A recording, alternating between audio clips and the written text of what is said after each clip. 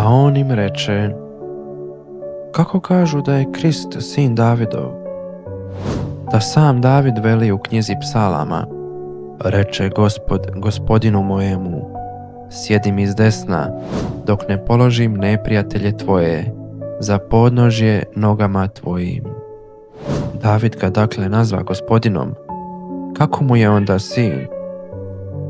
I pred svim narodom reče svojim učenicima: čuvajte se pismoznanaca, koji rado hodaju dugim haljinama, vole pozdrave na trgovima, prva sjedala u sinagogama i pročelja na gozbama, proždiru kuće udovičke, još pod izlikom dugih molitava.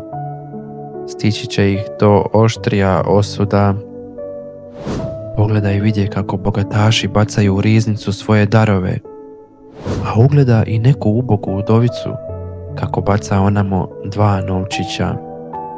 I reče: uistinu kažem vam, ova je sirota udovica ubacila više od sviju.